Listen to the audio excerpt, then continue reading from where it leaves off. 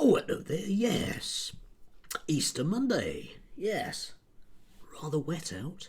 I'm going to have to go out later, probably getting wet, to try and find eggs. It's odd, I live in a country where it's Easter and I can't get any eggs.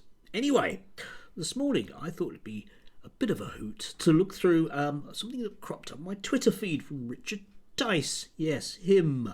Bemoaning about education, something I'm quite interested in. Anyway, let's show you the original piece and then we'll take it apart line by line. Oh, that'll be joyful. Let's have a look. Here's an important thing we'll be talking about later that I want to resurrect. The concept of just two genders. Yes, man and woman. A bit like Adam and Eve.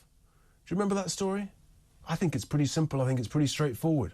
Let's not confuse issues. Resurrect the idea that teachers are there to actually turn up in classrooms rather than go on strike. And when they're there, could they just teach children how to read, how to write, how to count, how to learn about history and science and things, rather than questioning children's gender and watching drag queens in lessons, for heaven's sake? We don't want this stuff. We want to resurrect traditional schools where parents can trust what is taught in schools without confusing children with these dangerous, delusional, multiple gender garbage and claptrap. I've talked about it before and I will keep talking about it. Yes, well, that sounds serious, doesn't it? Anyway, let's look at that line by line, shall we? Yes, here's an important thing we'll be talking about later. Good. It's important. Remember that, folks.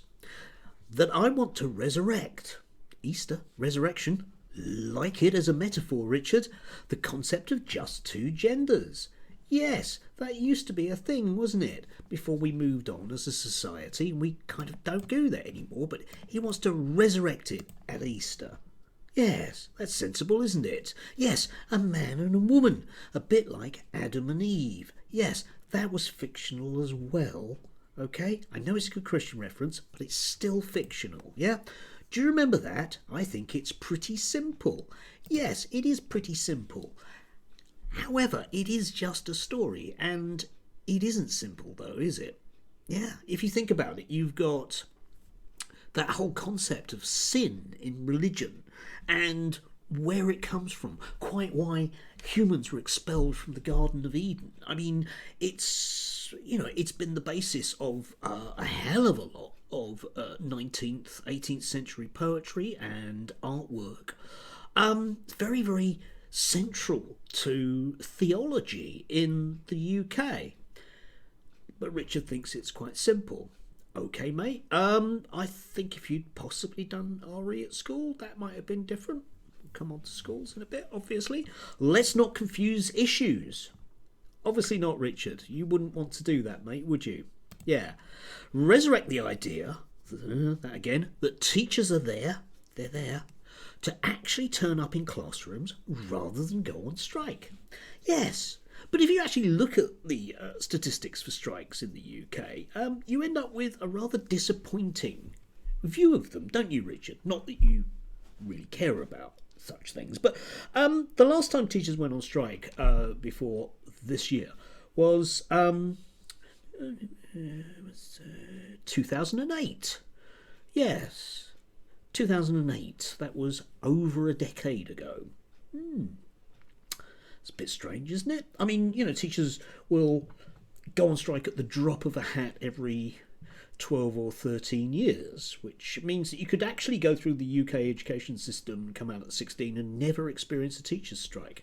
Oh, and by the way, before that, if you actually look at the facts and figures, as if we're going to do that with Richard, look at the facts and figures, you'll find that basically the last wave of actual proper strikes before now was back in the 1980s. So, yeah, okay, but, just teachers just go on strike at the drop of a decade or more. Yes, and when they're there, they could just teach children how to read, how to write, how to count.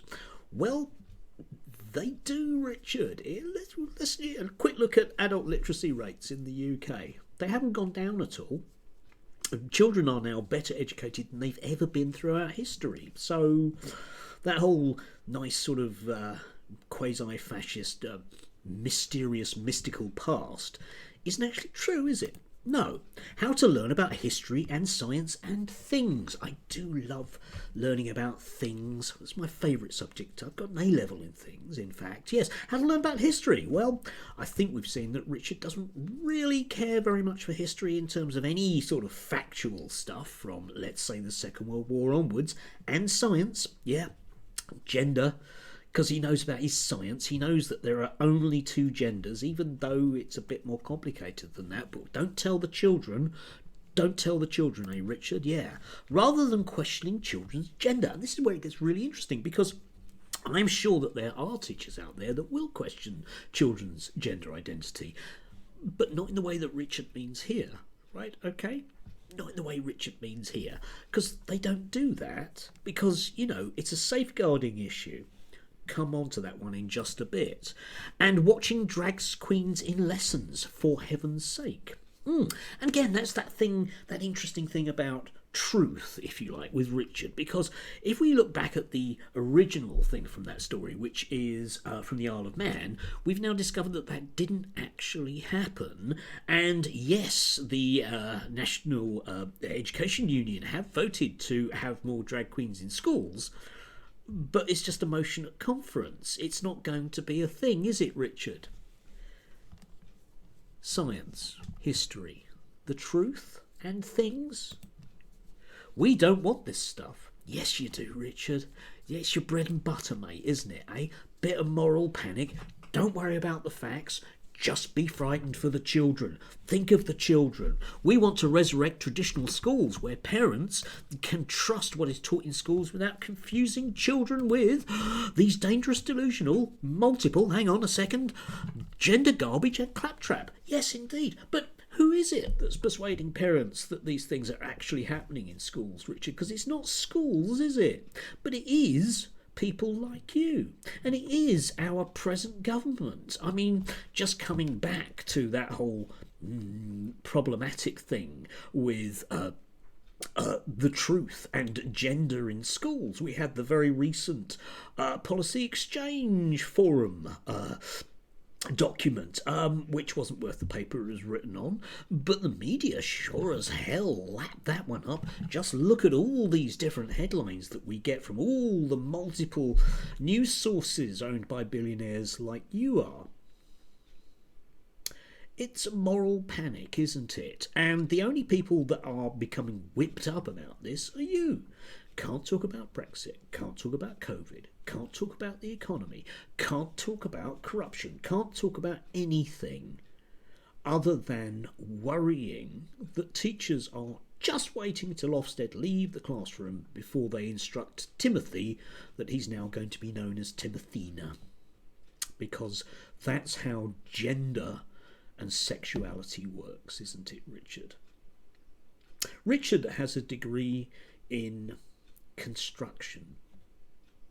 I imagine it actually had some form of component, even if it was from Salford.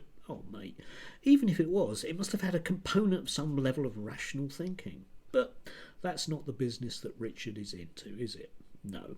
He's into the business of stoking up fears, which will result in government action, which will mean that teachers, once again, just like Section 28, will have to worry their sweaty little brows about another thing that they're not allowed to mention. Another thing that's not real.